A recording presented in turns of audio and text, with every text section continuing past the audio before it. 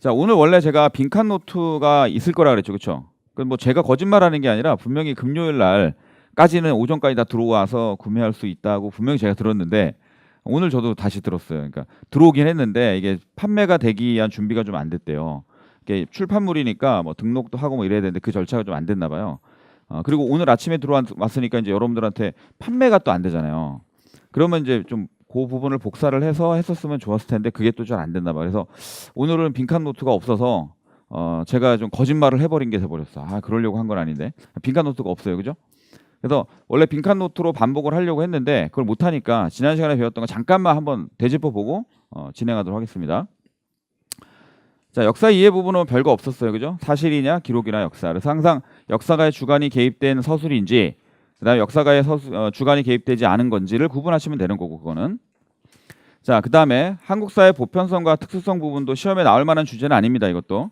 근데 이제 우리나라 역사 속에는 이제 문화도 있고 모든 삶과 관련된 모든 것들이 있는데 이게 우리나라뿐만이 아니라 다른 나라에도 공통적으로 있는 요소이냐 아니면 우리나라에만 독특하게 있는 요소이냐를 구분하는 거예요. 그렇죠? 그런 정도 맥락으로 이해하시면 되고 그다음에 선사시대 들어가서 우리가 구석기 시대. 자, 석기의 제작 방식에 따라서 변화들을 보라 그랬죠. 그렇죠? 전기, 중기, 후기 구석기 시대. 그래서 하나의 석기로 여러 가지 용도로 사용하던 그런 시대가 전기 구석기고 유물은 주먹도끼와 집게. 그죠? 그다음에 중기 구석기는 뭐였다? 그 하나의 도구에 하나의 용도가 결정되는 거죠. 여기 이제 격지라 그래서 작은 돌 조각을 쓰게 됩니다. 요거는 이제 찌르개나 뭐 긁게, 밀게 이런 것들이 있었고 후기 구석기는 뭐다? 순배 찌르개로 대표되는데 이게 뭐 하는 거죠? 비슷한 형태의 돌날 격지들을 그 쐐기 같은 걸로 간접대기 방식으로 떼어내는 방식입니다. 그렇죠?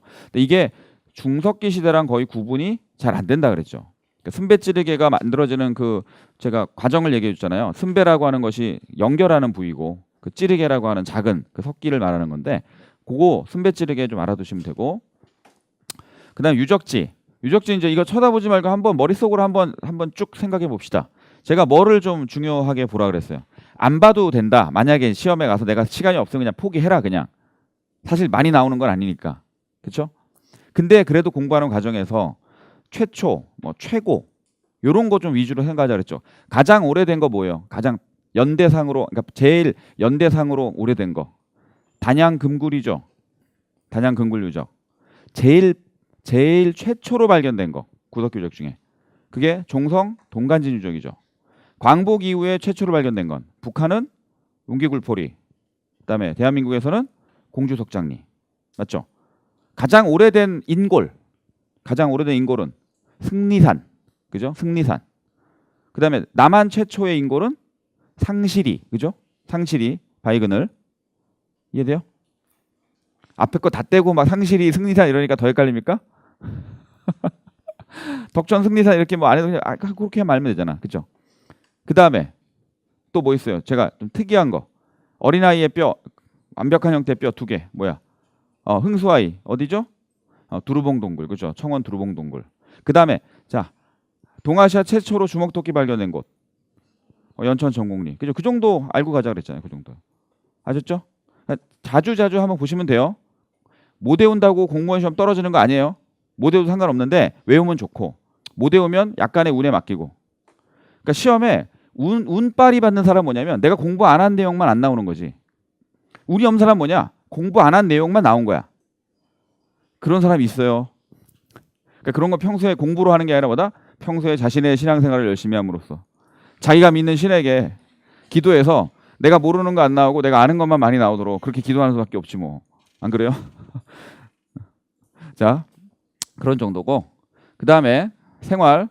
자, 이것도 한번 생각해 보세요. 구석기인들은 먹을 거를 자연에서 얻으니까 이동 생활을 하는 거고 이동 생활하니까 집이 동굴, 바위그늘, 막집이었어. 그렇죠? 그 다음에 자 먹을 것이 없으니까 무리지어서 생활했고 그 다음에 그 사회 구조는 평등한 사회입니다. 그리고 예술품이라는 게 뭐다? 되게 주술적 의미를 갖는 작은 돌 조각 같은 거를 만드는 거죠. 그렇죠? 그런 정도 이해하시면 볼 거 없어요. 자, 그 다음에 중석기는 그 특징짓지는 않는데 시험에 나올 만한 주제는 아닙니다. 근데 중석기를 만약에 냈다 그러면 두 가지만 기억하시면 돼요. 잔석기하고 이음도구를 썼던 시기. 그렇죠? 이게 기후 변화와 관련돼서. 근데 우리나라에서는 중석기를 특정하는 게 여러 가지 부분에서 문제로 좀 남아 있기 때문에 이거 공식화하기는 좀 어렵습니다. 어려운데 설명 공무원 수험서들에 보면 설명이 나오긴 하거든요. 그러니까 중석기를 굳이 묻는다면 작고 빠른 동물이 많아져서 잔석기와 이음도구류들이 많아지는 거 그렇게 아시면 돼요. 자, 유적지 같은 건 몰라도 되고, 자, 신석기 시대는 석기의 제작 방식이 바뀌었습니다. 그죠? 갈아서 쓴다. 간석기. 그래서 주로 이제 여기는 또 신석기 시대 굉장히 중요한 특징이 농경과 목축이 시작된다는 거예요. 이게 인류사에서 굉장히 혁명적 변화라서 신석기 혁명이라고 표현합니다. 그렇죠? 자, 그래서 농기구들이 많이 나와요. 뭐 돌삽, 돌갱이, 돌랏, 뭐 돌보습. 돌보습을 이제 굴지구라고도 얘기하는데 이런 것들이 나오거든요. 근데 그거보다 제가 좀 강조했던 게 곡식의 껍질을 벗기는 그 갈돌과 갈판. 그걸 좀 강조했던 거고. 맞죠? 그리고 이제 농경과 목축을 하니까 정착을 해야 되고 정착을 하니까 집을 잘 지어야 되죠. 그게 움집입니다. 그 움집의 형태를 가야 돼. 어떻게 했어요? 땅을 파고 원형으로 만들고 또는 모서리가 둥근 사각형 형태로 만들고 가운데 화덕이 있고 그다음에 화덕이나 출입문 주변에 저장구동도 있고 그렇죠? 주로 위치는 강가나 해안가에 있다. 그죠? 이걸 잘 알아두셔야 나중에 청동기 시대 이후에 나오는 움집과 형태가 비교가 되니까. 아셨죠? 자, 그 다음에 뼈바늘과 가락바퀴 꼭 알아두시고요. 이게 이제 그물이나 옷을 제작한 겁니다. 자, 그 다음에 토기류들이 나오는데 토기 한번 볼게요. 신석기 시대 초기에 만들어지는 토기는 무늬가 없는, 그죠? 이른 민무늬. 왜냐하면 민무늬는 청동기 철기 시대에 많이 만들어지는데 신석기 시대도 나오면 이걸 좀 이른 시기에 나왔다. 이른 민무늬. 그 다음에 무늬를 붙이는 거. 덧무늬. 한자로 뭐라 그래요? 돌출돼 있으니까 솟아올랐으니까 융기문 토기라 그러죠. 그렇죠? 맞죠? 자, 그 다음에 뭔가 눌러 찍어서 만든 눌러 찍기문 토기. 이거는 이제 한자로 뭐라 했냐면 압력을 가했으니까 압인문 토기라 그랬어요. 그 다음에 빗살무늬 토기가 나오죠. 그죠? 빗살무늬 토기. 빗살무늬 토기는 두 가지 형태가 있습니다. 뾰족한 거를 뭐라 그래? 첨저. 평평한 거를 평저. 평저는 어디서 많이 나온다고? 어느 지역에서? 동해안 지역에서. 여러분들은 내가 딱 보니까 됐어. 이 정도 딱 보니까 이제 여기는 다 된 것 같아 이제. 선사시대만 시험에 나온다면 그러면 된 것 같아요. 앞으로는 이제 해봐야 알아. 자, 어쨌든 그렇고 그 다음에 조금 뒤로 가면 뭐가 있냐면 물결무늬, 번개무늬, 그죠? 이런 것들이 나오는 거죠. 아셨죠? 자, 그 정도 토기류들 보시고 신석기에서 청동기 걸치는 시기에는 뭐가 있다? 덧띠새김무늬라는 게 있습니다. 자, 그 다음에 신앙이 나오는 거. 신앙, 애니미즘, 토테미즘, 샤머니즘 무슨 뜻인지 아셔야 되고요. 그 다음에 아직은 평등한 사회입니다. 그 다음에 뭐 부족 사회를 이루게 되는 거고 조계원을 통해서. 자, 그 다음에 조개더미가 많이 나와요. 그렇죠? 조개 껍데기 가면도 많이 나오고. 자, 그 다음에 이런 동치망화 신전장이라는 이제 묘제도 나오고. 그렇죠? 자, 예술은 조개 껍데기 가면이나 이런 칠해거리들 나오고요. 그 다음에 특히 동삼동 같이 남해안해 유적에서 일본산 흑요석이 발견되거나 또 비복리 유적에서 통나무 배가 발견된 것은 일본 열도와의 교류를 보여주는 것이다. 자, 그 정도. 자, 그 다음에 암사동 유적 가장 대표적인 거고, 그 다음에 양양 오산리는 최고 집터입니다. 자, 신석기 시대 유적지 중에서는 뭐가? 농경의 증거를 보셔야 돼요. 그렇죠? 농경의 증거라고 하면 탄화된 잡곡류들이 발견되는 어디? 그죠? 봉산, 지탐리. 그 다음에 뭐 옥천, 대천리도 있고, 그 다음에 평양, 남경도 있고, 그다음에 밭터가 나온 것이 강원도 고성문암리. 그렇죠? 이런 것들이 있습니다. 가장 오래된 게 한경 고산리고 등등의 이제 유적지를 보시면 되고요. 자, 그 다음에 자, 청동기 시대는 우리나라는 원래 북방계통의 청동기입니다. 그리고 이제 구리에다가 아연을 좀 많이 섞는 형식이고, 그다음에 이 북방계통을 다른 말로 뭐 스키토 시베리안이라 그래서 그런 그 유목민족들이 쓰는 풍습에 띠고리 장식 같은 게 나온다는 거죠. 가장 중요한 특징은 생산력이 늘었어요. 그러니까 잉여분이 생기고, 그다음에 경제력의 차이가 생기고, 그 경제력의 차이는 계급의 분할을 가지고 오죠. 그래서 이제 국가가 계급이 발생하고 국가가 출현하게 되는 겁니다. 그 다음에 남녀 간의 역할도 분화가 돼요. 이제 청동기 시대부터. 자, 그런 것들이고요. 그 다음에 간석기를 여전히 쓴다. 근데 청동기 시대의 대표적인 간석기는 뭐가 있냐면 반달돌칼, 그 다음에 뭐 바퀴날도끼, 홈자기, 그 다음에 간석검 이런 것들이 나오죠. 그렇죠?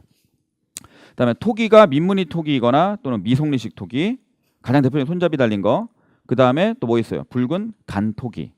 그다음에 송국리 유적지에서 나온 좀 특이한 길쭉하면서 가운데가 통통하고 밑이 좁아지는 송국리형 토기도 있다. 자, 그다음에 탄화된 쌀이 발견된 곳을 꼭 외우셔야 돼요. 여주 흔암리, 그다음 평양 남경, 서천 화금리, 그렇죠? 이런 데가 나오는 거예요. 꼭 알아두시고 부여 송국리 같은데. 송국리 유적에서는 집터, 송국리형 집터 기억나세요? 원형이나 사각형의 집터 안에 타원형으로 구덩이를 파고 구멍을 2개를 뚫어놨다. 그렇죠? 그다음에 송국리 유적이 뭐가 많이 걸리냐면 또 방어시설 뭐 있어요? 이중으로 목책 설치한 것도 있고, 그다음에 여기에 무덤도 이상한 무덤도 나오죠. 항아리를 수직으로 묻는 그런 작은 동무덤 또는 동널무덤 이런 형태도 나옵니다. 그렇죠?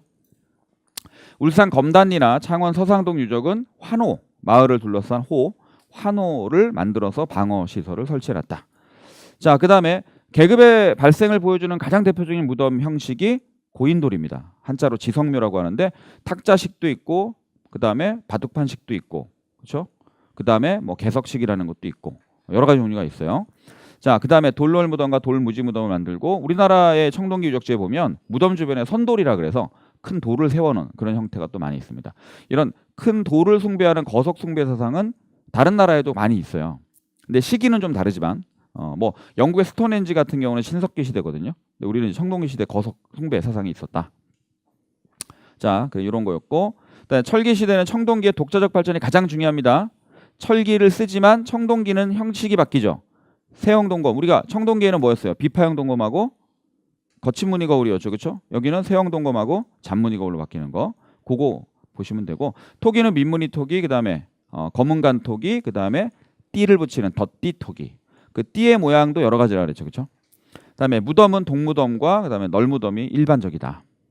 그다음에 중국과의 교류를 보여주는 중국의 화폐들, 명도전, 반량전, 오수전 등이 뭐 한반도 남부 지역까지도 발견됩니다. 사천 늑도 유적에 가면 반량전, 오수전 나오거든요.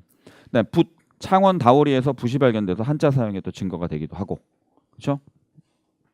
자, 특히 이제 늑도 유적은 이제 여러 동아시아 이 문화의 어떤 교류를 보여주는 중국계 또는 일본 계통의 토기류들도 많이 나옵니다. 자, 그런 정도였고요. 그다음에 자, 농경이 발달하고, 그다음에 반달 녹화 이런 건 됐고요. 벼농사 시작된 거. 그다음에 움집은 좀 바뀌죠. 지상가옥화되고 사각형. 그다음에 화덕은 벽 쪽으로, 저장구동은 돌출하거나 밖으로. 그다음에 이게 내륙의 구릉지대로 옮겨오고요. 집단 취락을 구성합니다. 주춧돌도 만들고, 그다음에 모여 사니까 공동시설들, 창고나 집회 장소 같은 것들이 나오는 거죠. 그렇죠? 방어시도 아까 얘기했고요. 자, 그다음에 철기시대 집터에서 뭐가 나온다? 붓두막. 이제 온돌 구조의 초기 형태가 나오기 시작하는 겁니다. 완전히 지상가옥화되는 거죠, 이제. 자, 그다음에 귀틀집, 반음집 등이 있고요. 자, 바위 그림들. 자, 이거 주술적 의미입니다. 울주 대곡리 방구대 바위 그림에는 짐승, 그다음에 새, 물고기, 고래 등등이 있는 거고, 그다음에 고령 양전동 또는 고령 장기리 바위 그림 뭐 있다? 기하학적 무늬와 태양을 상징하는 동심원이 있어서 아마 농경의 풍요를 기원하는 제사터로 보여줍니다. 그다음에 울주 천전이는 특이하죠. 짐승도 있고 물고기도 있고, 그다음에 여기엔 기하학적 무늬도 있고 동심원도 있고, 신라 사람들이 가서 막 낙서해 놓은 것도 있고, 신라 사람들이 쓴 글도 있어요. 그게 울주 천전리. 오케이? 이해돼요? 이거 말고도 뭐 영일 칠포리, 안각화 이런 것도 있는데 요 정도 알아두시면 되고요. 다 주술적입니다. 사회변화는 아까 제가 얘기했고, 선민사상 다른 말로 뭐라 그래요? 우리는 하늘의 자손이다. 천손사상이라고 얘기하죠. 그렇죠? 단군 신화에 보면 나온다 그랬잖아요. 자, 국가가 형성되는 것이고, 청동기는 주로 뭐 의식용 도구로 많이 쓰이기 때문에 이런 것들 만들기도 하고, 뭐 토제품이나 기타, 농경문이 청동기 우리 교재에 있었죠. 그렇죠? 농사 짓는 모습이 새겨져 있는 청동기, 그런 것들이나 청동 방울 같은 것들이 나온다.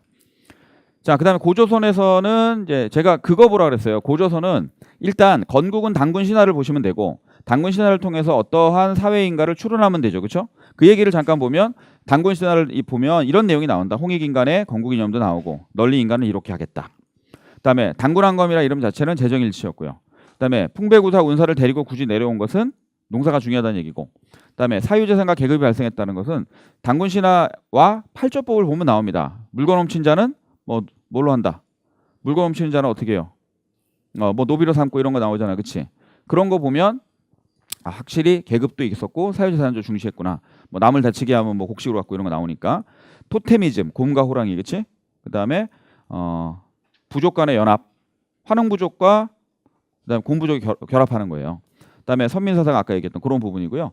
자, 그다음에 삼국유사와 동국통감 등등의 자료에 근거하면 이 정도가 나온다는 거고, 이건 크게 의미는 없다 그랬죠. 그렇죠? 삼국유사에 보면요, 건국 시기를 두 개로, 본인도 두 개로 씁니다.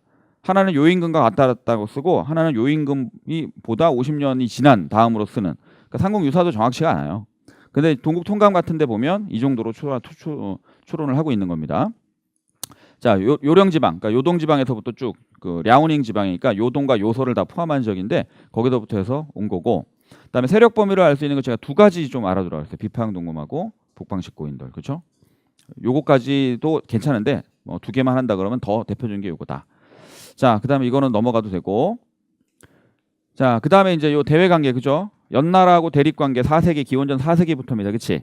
그러다가 3세기 초에 기원전 3세기 초에 연해 침략을 받아요. 서방 2000여리를 상실한다 그럽니다. 그리고 그 기원전 3세기 후반에 보면 이제 왕위를 계승하는 보수까지 나옵니다. 뭐 준왕이나 부왕 같은 관직들도 있고요. 자, 그러다가 이제 진왕교체기에 위만이 옵니다. 그렇죠? 위만조선의 성립이고, 위만조선을 정말 많이 물어본다. 뭘 물어봅니까? 뛰어난 철기 문화의 그죠? 수용이고, 그다음에 중개무역이에요. 그죠? 그 외에 이제 관직 정비되고 영토 확장되는 것이 있는 거고, 그래서 그 트러블 가운데 창해군 설치가 있는 거죠. 그렇죠? 창해군. 그리고 나서 결국 전쟁으로 가는 겁니다. 한나라 사신 서파살해 사건 때문에. 그래서 1차는 우리가 잘 막았지만 결국 니계상 3이라는 사람이 우구왕을 죽이잖아요. 그래서 2차 침략에서 우리 대신 성기가 막았는데 안 됐다. 그렇죠? 그래서 망했다. 그러면서 어떻게 돼요? 한사군이 설치되고 법률 조항도 엄청 늘어나고 이런 거죠. 그 흐름을 좀 보시라 그랬고, 자, 그다음 팔조법을 가지고 볼 수 있는 사회 모습들, 이거 중요하니까 잘 보시면 되고, 그다음에 고조선에 관련된 기록들을 보면요, 일단 단군 신화가 있는 기록 중에 최초는 뭐다? 삼국유사예요. 그래서 제가 삼국유사를 꼭 알아두라 그랬고, 제왕운기는 일단 단군 신화가 있는데 우리가 삼국유사에 있는 형태하고는 스토리가 그 라인이 좀 다릅니다. 그렇죠? 나머지 조선시대 사서들 중에서 이렇게 나와 있고, 동국통감은 단군 신화가 있다고 보기에도 또는 없다고 보기에도 좀 애매하다 그랬죠. 제가 사료까지 줬었고요. 나머지는 이제 고조선에 관련된 기록은 있는데 단군 신화를 적어놓은 건 아니다. 근데 그거 그렇게 큰 구분 중요한 거 아니니까 삼국유사에 단군 신화가 처음으로 기록됐다. 일단 그걸 꼭 알아두시고요. 그다음에 전체적으로는 그러니까 고조선에 관한 기록이 있느냐 없느냐로 물어보면 물어봤지, 뭐 단군 신화가 여기에는 있냐 없냐 물어보기엔 조금 애매한 부분들이 좀 있어요. 그러니까 동국통감도 그렇고. 그러니까 단군 신화가 있냐 없냐보다는 고조선 관련계 기록이 있느냐 없느냐 하거든요. 근데 그것도 여기 요 정도 노란색 칠한 거 정도 알아두시면 크게 문제가 없고, 조선 후기로 가면 대부분 적긴 합니다. 근데 원래 조선 전기는 또 자주적인 문화가 있을 때고, 조선 중기로 가면 조금 부족해지거든요. 자, 그다음에 요거 뭐 동국통감의 내용이었고, 그럼 오늘 우리가 이제 해야 되는 부분이 여러 나라의 성장이 되는 거죠. 그렇죠? 그래도 한번 듣고 가니까 좀 낫죠. 그죠? 그렇게 시작을 합시다 이제. 자, 일단 이거를 외우셔야 돼요. 이 위치를. 여러분 교재에 있습니다. 지도가. 교재 어디 있냐면 58쪽에. 그죠? 58쪽에 있어요. 자, 부여가 있는 위치, 고구려가 있는 위치, 옥저, 동해, 진안, 마한, 변안. 그죠? 그럼 선생님, 이 나라들하고 고조선하고는 어떤 관계가 있습니까? 라고 이제 물어보잖아요. 근데 이게 나중에 고조선이 사라지고 나서 그 나라들의 위치를 표시하면 이렇게 되는 거고, 원래는 이 나라들이 탄생을 했을 때 고조선은 있었다고 보시는 게 맞아요. 그러니까 고조선이 멸망한 게 기원전 108년인데 그 당시에 이 나라들이 완전히 이렇게 정상적으로 이렇게 딱 자리를 잡고 있었던 건 아니지만 최소한 부여나 고구려나 이런 나라들의 초창기 모습은 있었을 걸로 보이는데, 문제는 이제 삼국사기 같은 데 보면 고구려의 건국도 그렇고 또는 제일 빠르다고 하는 신라의 건국도 그렇고 고조선 멸망 이후로 나오긴 합니다. 근데 여러 가지 정황을 봤을 때는 조금 그게 안 맞는 것 같아요. 그래서 고조선하고 이거를 우리가 굳이 관계를 지을 필요는 없어요. 그냥 우리는 그냥 사실은 이어지는 것 같긴 한데 고조선 이후에 이런 나라들이 나왔다라고 편하게 생각하시면 됩니다. 그거를 연결 짓는 거는 학문적인 분야로 들어가야 돼요. 이제 그거는. 그죠? 그러니까 삼국사기 같은 기록의 근거에서 보면 제일 빨리 건국된 나라가 신라거든요. 신라? 이게 기원전 50년대란 말이에요. 그러면 기원전 108년에 고조선이 멸망했으니까 연결이 안 된다고 그냥 생각하면 되겠죠. 그렇죠? 그러니까 고조선 다음에 우리가 이런 나라가 있었다라고 편하게 생각하시고, 대신에 이제 뭐는 알아야 되냐면 이런 나라들이 있을 때 그러면 고조선이 설치했던 4개의 군이 있죠. 한사군은 같이 있었던 거예요. 한사군은 여기에. 이 일대에 한의 4개의 군은 같이 있었다. 그러니까 현도, 임둔, 낭랑, 진번 이런 애들은 같이 있었고, 그런 애들하고 경쟁을 하고 걔네들을 격퇴하는 과정에서 이런 나라들이 성장하기 시작을 하는 겁니다. 이해되시죠? 그렇게 좀 이해하시고 위치를 꼭 아셔야 돼요. 가장 평탄한 지역을 갖고 있는 게 부여입니다. 부여는 여기 보면 이제 숭화강이라는 강도 있고, 그렇죠? 이 일대이기 때문에 여기도 보면 산악 지형이 별로 없어요. 여기가 되게 평탄한 지역인데, 그렇지만 여기가 기후적인 그런 조건으로 보면 뭐 벼농사를 하거나 이런 지역은 아니죠, 그렇죠? 그러니까 밭농사를 일부 하거나 또는 목축을 많이 하는데 땅이 평탄하다 보니까 사람이 좀 살기 좋은 쪽입니다, 여기가. 그래서 자기네들이 어느 정도는 자급자족이 좀 된다. 그래서 이쪽의 기록들을 남겨놓은 중국의 역사서들을 보면 부여에 대해서는 좀 우호적으로 적어요. 부여랑은 전쟁이 별로 없어요. 그런데 먹고 살기 힘든 애들이 누구냐면 여기 고구려입니다. 고구려. 여기 산악지대가 대부분 산악지대거든요. 여기가. 그러니까 얘네들은 인구를 부양할 만한 생산이 안 돼요. 그러니까 주변에 있는 뭐 약한 옥저나 뭐 동해 이런 애들 뺏어 먹는 것도 있지만 또 이쪽으로 성장해 나가면서 중국과 항쟁이 또 많습니다. 고구려가. 그래서 중국의 사서들에서는 고구려에 대해서는 되게 좀 부정적으로 많이 쓰는 그런 부분이 있고, 그 다음에 옥저와 동해인데 이게 위치가 헷갈리는 경우가 많습니다. 같은 동해안 지역이에요. 같은 동해안 지역인데 지금으로 말하면 이제 함경도 지역에 속하는 것이고 지금의 이제 강원도 지역에 속하는 거죠, 그렇죠? 얘네들은 땅이 좀 비옥한 편이에요. 우리나라가 여러분들 아시다시피 산지가 이렇게 되잖아요, 이렇게, 그렇죠? 이렇게 이쪽이 서쪽이면 우리나라가 이제 동쪽이 이렇게 되잖아요, 그죠? 그러니까 여기가 평지거나 동쪽에서도 이쪽 지역은 좀 평지가 나오죠. 그리고 여기는 이제 바다가 있으니까 해산물도 많이 얻을 수 있고, 그래서 여기는 좀 먹고 살기가 좀 괜찮은 동네고, 그런데 우리가 발전을 하려면 이 중국이랑 나라랑 교류를 해야 돼요. 중국을 통해서 선진 문화가 들어와야 되거든요. 근데 옥저와 동해는 중국과 교통하기가 굉장히 어렵습니다. 일단 고구려라고 하는 강국에 좀 짓눌려 있어요. 그렇죠? 그러니까 여기서 생산되는 것이 고구려에 많이 약탈당하는 것도 있고 선진 문화를 받아들이기가 좀 어렵습니다. 그러다 보니까 옥저와 동해가 정치적인 발전은 굉장히 좀 더디게 발전이 되죠. 자, 그다음에 백제. 나중에 이제 이쪽에도 백제가 생기는데 그 전에 여기서 신라가 생기고 여기 가야가 생기거든요. 그 전에 이제 사만이라고 하는 요 세 개. 사만이 있는데 여기는 왜 또 괜찮냐면 일단 농사가 잘 돼요. 특히 벼농사가 잘 됩니다. 물론 우리나라 역사에서 쌀을 주식으로 먹기 시작한 것은 아무리 빨리 봐도 삼국시대는 돼야 돼요. 이 전까지는 쌀은 주식은 아니에요.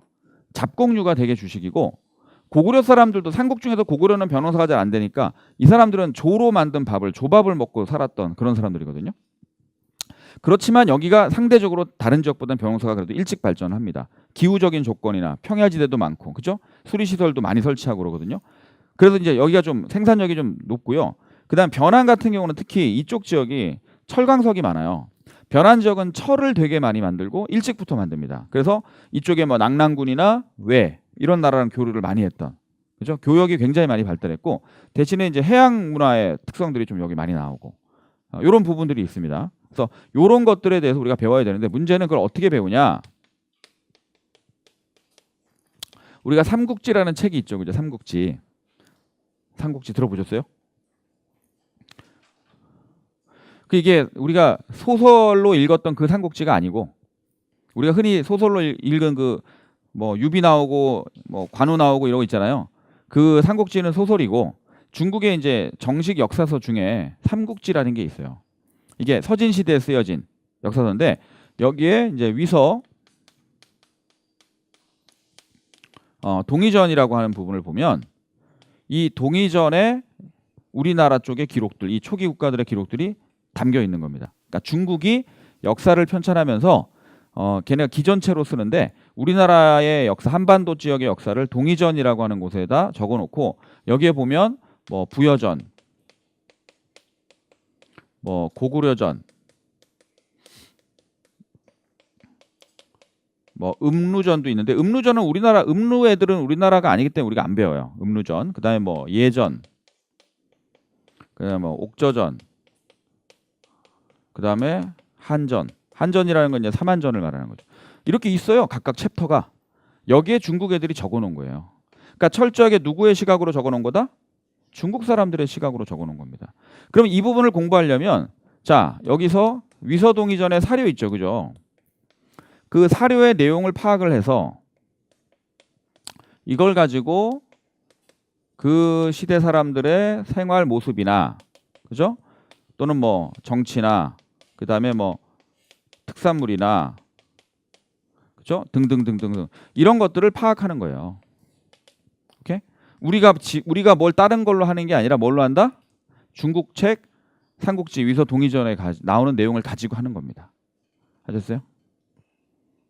오케이? 자, 그래서 사료를 잘 보셔야 돼요.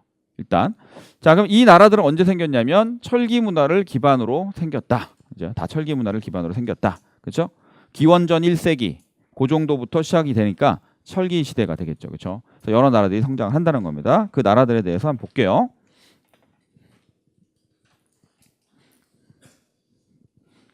이게 책에서 정리되어 있는 방식하고 좀 다릅니다. 책은 국가별로 정리를 했고 저는 항목별로 정리를 해놨어요. 정치면 정치, 뭐 경제면 경제. 그래서 조금 다르게 돼 있는데 일단 우리가 이거 한번 볼게요. 우리가 예전에 지난 시간에 자, 시족 사회가 더 커지면 뭐가 된다 그랬죠? 조계원을 통해서 그렇죠. 부족 사회가 된다 그랬잖아요. 그럼 부족 사회까지만 해도 이제 평등한 사회라고 보고 이제 국가라는 것이 나타나면 정치적 지배자인 군장이 출현하게 됩니다. 그래서 이제 군장 국가 단계를 거쳐서 그다음에 여기서 이제 왕이 나오게 되면 뭐라 그랬어요? 그렇게 연맹 왕국이라고 그랬어요. 연맹 왕국 또는 연맹 국가. 그렇죠? 자, 그러면 이제 여기서는 연맹 왕국은 특징이 뭐냐? 군장 국가에 비해서 일단 여기는 왕이 없어요. 왕이 존재하지 않죠. 그렇죠? 그럼 여기는 왕이 존재합니다. 하지만 왕과 누가 있는 거예요? 족장들이 있는데 족장들이 나름대로는 자기 지역에 대한 뭐다? 지배권을 갖고 있는 거예요. 그죠? 얘네들이 자신의 부족에 대한 지배권이 있고 왕의 권한과 족장의 권한을 비교하면 왕의 권한이 족장의 권한을 압도한다고 보기가 좀 어렵습니다. 오케이? 그러니까 예를 들자면 이 왕은 세습도 아니고 뭐를 해야 되냐면 선출제인데 심지어는 족장들이 회의를 해서 왕을 선출하기도 합니다. 그러니까 왕이 우리가 생각하는 중앙집권적인 그런 강력한 왕은 아닌 거예요. 이제 이 시기가 왕은 있지만 그러니까 평상시에는 왕은 왕의 부족을 다스리고 족장들은 족장들의 부족을 다스리는 거죠. 그래서 이게 우리 책의 그림이 어디에 잘 나와 있냐면 좀 뒤에 가면 여러분 좋은 그림이 있는데 한번 가볼게요. 저쪽에 79페이지 한번 볼게요. 페이지 79페이지의 그림을 보면 이해가 좀 잘 됩니다. 그렇죠?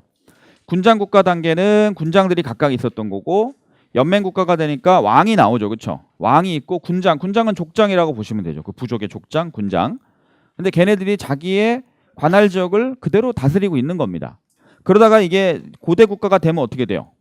여기서는 왕이 각각의 족장들이 다스리는 지역이 독립성이 보장이 됐었는데 이렇게 연맹왕국에서는 근데 이게 더 발전하면 이게 뭐가 되냐면 중앙 집권국가 또는 중앙 집권적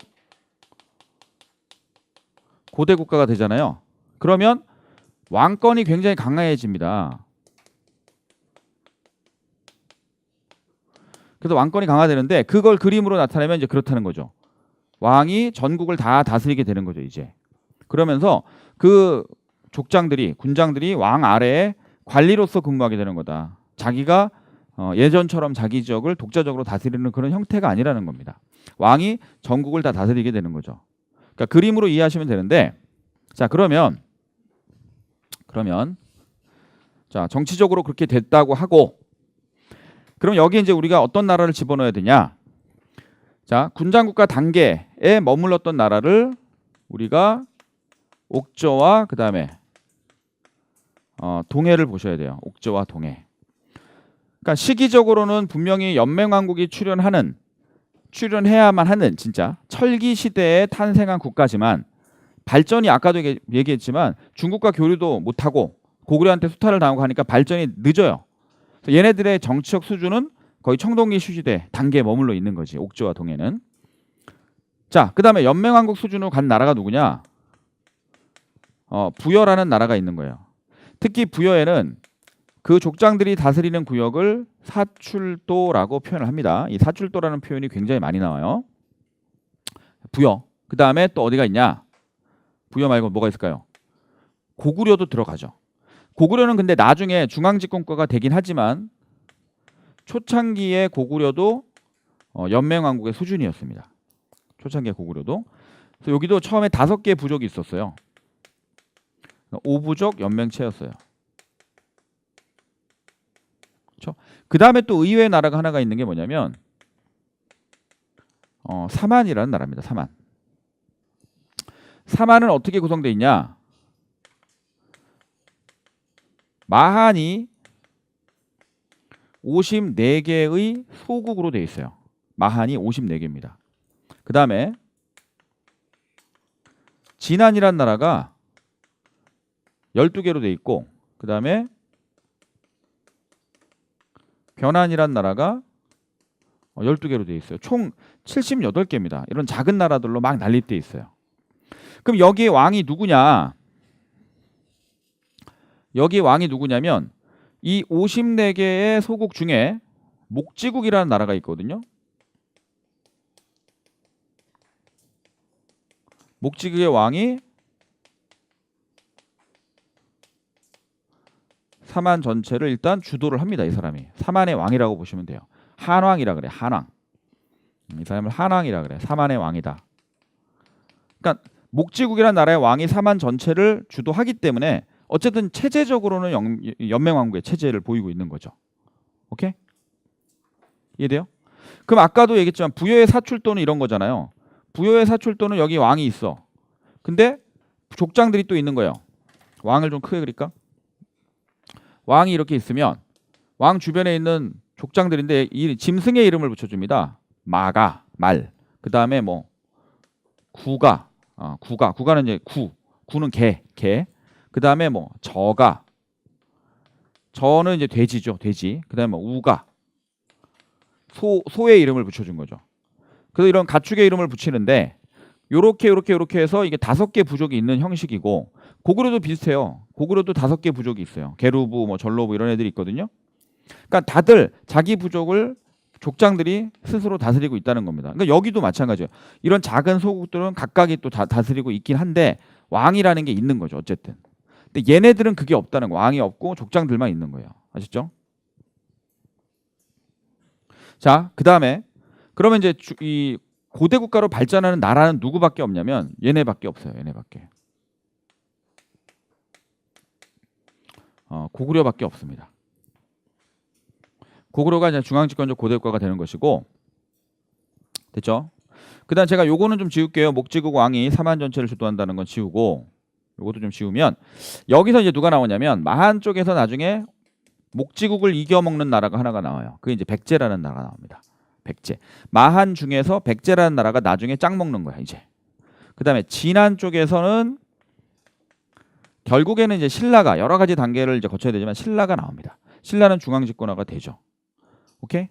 그러면 변안에서는 제가 여기서 화살표 안 하고 여기다 쓸게. 왜냐하면 얘는 가야라는 나라가 나오는데 가야는 중앙집권 국가로 발전하지 못해요. 얘는 연맹왕국에서 망하거든요. 그래서 가야라는 나라가 변안에서 나오긴 합니다. 그래서 나중에 우리가 중앙집권 국가로 발전하는 나라는 어디냐? 그럼 고구려, 백제, 신라밖에 없어요. 오케이? 고구려, 백제, 신라. 그래서 제가 이거는 나중에 우리가 고대 국가 이제 이따가 어차피 또 해야 되는데 그때 어차피 해야 될 내용이지만 기본적으로 이렇게 되면 이 연맹왕국 시대와 중앙집권 국가가 뭐가 다르냐? 일단 법이 통일이 돼야 돼요. 법. 족장들이 다스리던 것을 왕이 전국을 지배하게 되니까 법이 통일돼야 되고요. 정부 조직, 관료 체제를 만들어야 됩니다.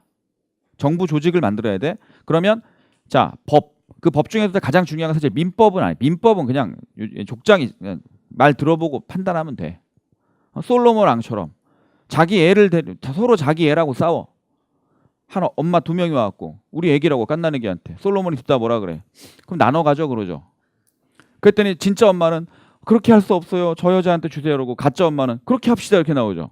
그러니까 솔로몬이 야 그렇게 합시다. 너 엄마 아니야 이렇게. 그죠? 이게 누가 어떻게 알아 그거. 성격이 모진 애가 그냥.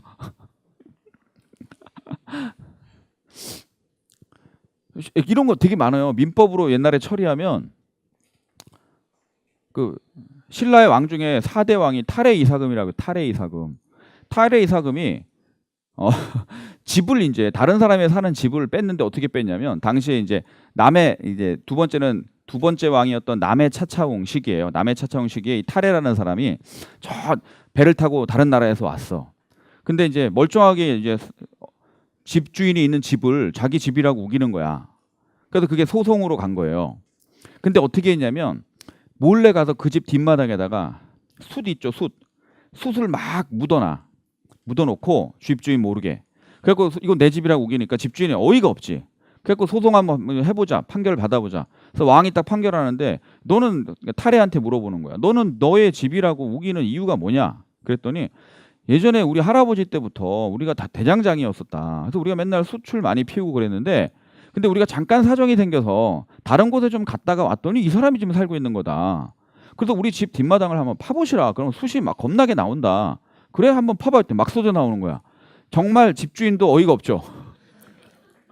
그 순간 자기도 헷갈려. 그러면 내가 그랬었나? 이런 생각이 드는 거지. 그래갖고 그래 야 탈해 니네 집이 맞네 이렇게 판결 이런 말도 안 되는 판결이 다 민사에서는 이렇게 되는 거고.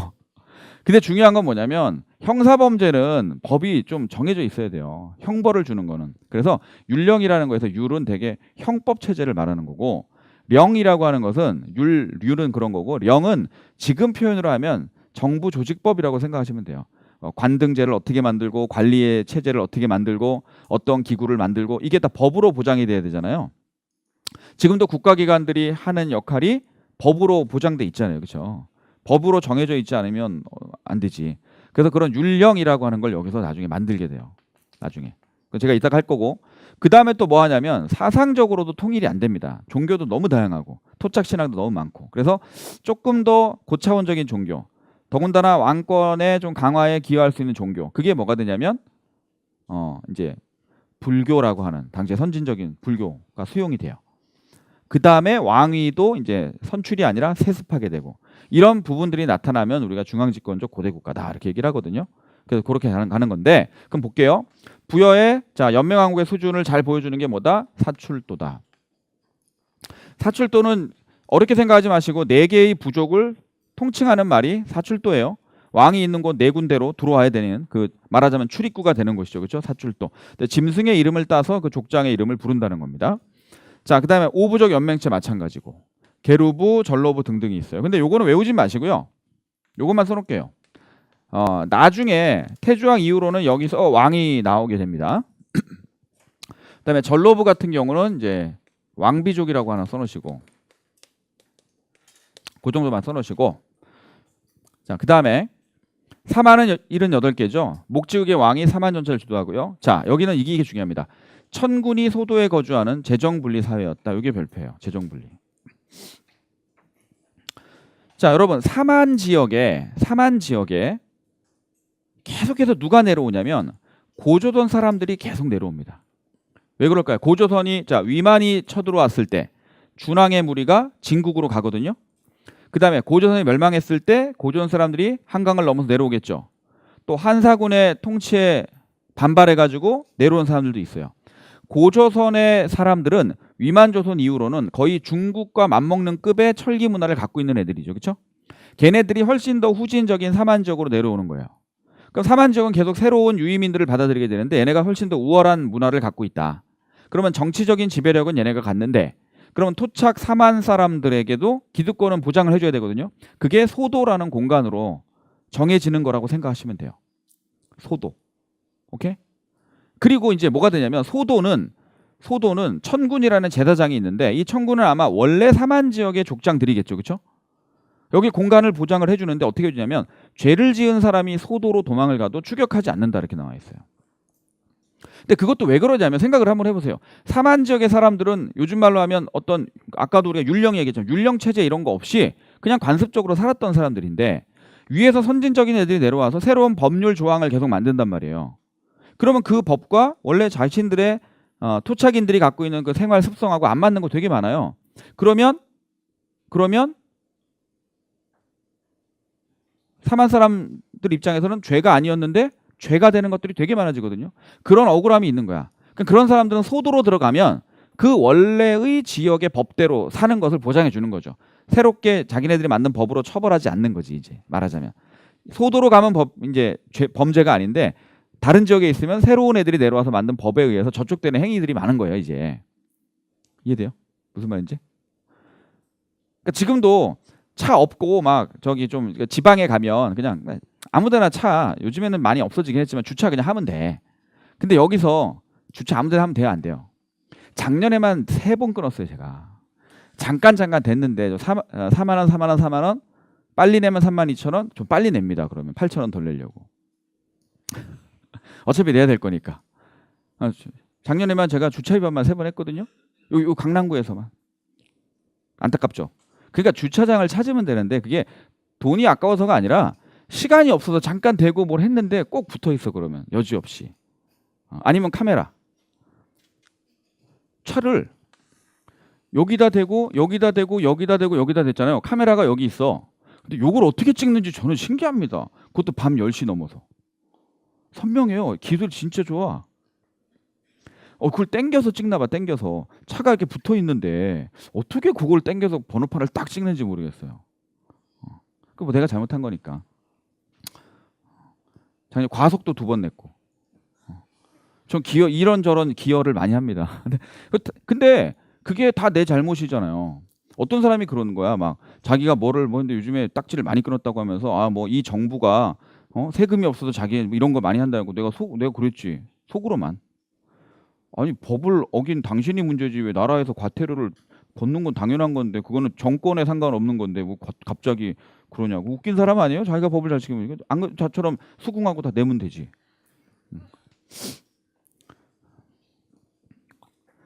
제가 웃긴 얘기 하나 해줄까요? 좀 오래된 얘기인데 제가 이거 정말 죄송합니다. 이거 진짜 제가 잘못한 거야. 제가 잘못을 지금 정말 잘못하고 정말 생각하고 있어요. 중앙선에서 불법 유턴을 했어. 이건 좀 오래된 얘기예요. 한 10년 전 얘기야. 불법 유턴을 했는데 하필이면 경찰 아저씨가 딱 있는 거야. 진짜 딱 걸렸는데 그게 그 당시에 한 10년 전쯤에 과태료 6만 원이었거든요. 6만 원 바로 경찰이 이제 끊어주는 거니까 그거 내야 되고. 근데 이게 벌점이 30점이에요. 벌점이 30점이야. 한 방에. 그러고 있다가 정말 거짓말 아니고 이틀 후에 우회전을 하는데 전화가 와서 휴대폰을 받았어. 하필이면 경찰이 있는 거야. 휴대폰 하다가 잘 안 걸리거든요. 근데 딱 잡혔어요. 이게 과태료가 6만 원이었어 그 당시에. 그러니까 이틀 사이 12만 원인데 그게 문제가 아니라 벌점이 15점입니다. 40점 돌파하면 면허정지예요. 그 2건의 면허정지 45일이 나옵니다. 며칠 후에 통지서가 온 거야. 면허정지 45일이라고. 너무 억울하잖아요. 내가 무슨 음주운전을 한 것도 아닌데. 근데 어떻게 법이 그렇게 돼 있어요. 근데 물론 이제 뭐 교통공단 도로교통공단 가서 교육 받고 이러면 조금 감해주긴 하지만 한 20여일 정도는 운전을 못 하고 그것까지 만약에 깔려면 아침에 우리 봉사활동 해야 되잖아. 횡단보도 가서 이거. 근데 그거 어떻게 합니까? 그거 경찰서 내가 다 전화해서 섭외해서 알아봐야 되거든. 그래서 그거는 못 하겠더라서 그냥 차를 놓고 다녔는데 사람이 안 되려면 그렇게 안 돼요. 근데 그것도 내 잘못이잖아. 뭐 내가 잘못한 거니까. 그런 일도 있었어요. 저는 사고를 낸 적은 단 한 번도 없거든요. 지금까지. 저는 사고를 낸 적 없어요. 진짜. 근데 사고만 4번 당했어요. 그것도 100% 뒤에서 추돌. 완전히 보험사에서 와도 그냥 이건 100대 0이에요. 이럴 수밖에 없는. 그것만 당했어요. 이상하게. 왜 이렇게 뒷꽁무니를 그렇게 받는지 몰라. 한 번은 음주운전 차량이었는데 진짜 사람이 감이라는 게 있잖아요. 딱 이렇게 가다가 룸밀러를 순간 이렇게 보고 사이드를 이렇게 운전하면서 자주 보잖아요. 룸밀러 봤는데 약간 측면 방향에서 이상한 방향에서 라이트가 밝은 차가 속도가 엄청난 속도로 오는 거야.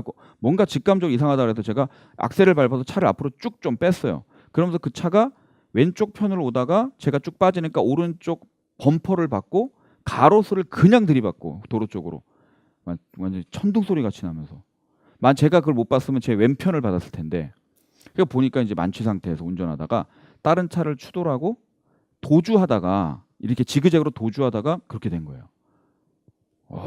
그때 진짜 엄청 놀랐습니다. 그때 그래서 제가 그 술 취해서 정신도 없는 운전자한테 막 쌍욕을 했거든요. 제가 경찰 막 오고 막 이랬는데 제가 막 쌍욕을 했어요. 네가 지금 막 이러면서 하도 열받아가지고 그 차는 막 앞에가 반파되고 막 가로수 막 받아가지고 진짜 무서웠어 그때는. 그러니까 이제 자기만 잘한다고 되는 게 아니 진짜. 그 음주운전 진짜 나쁜 짓이 그거.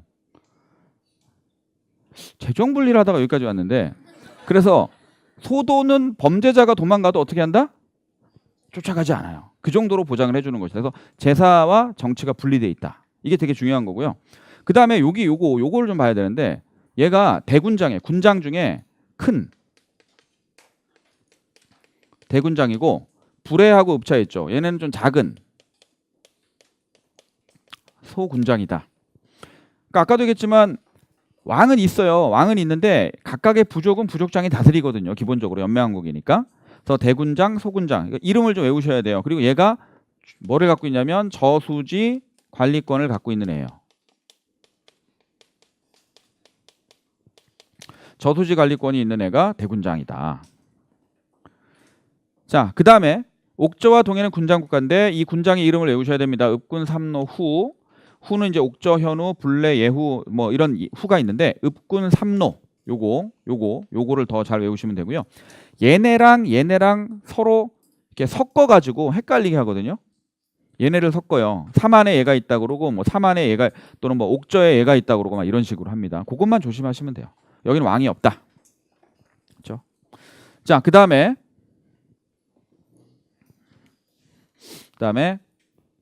자, 제철 행사부터 혼인풍俗특산물 있죠. 제가 왜 다 노란색으로 했을까요?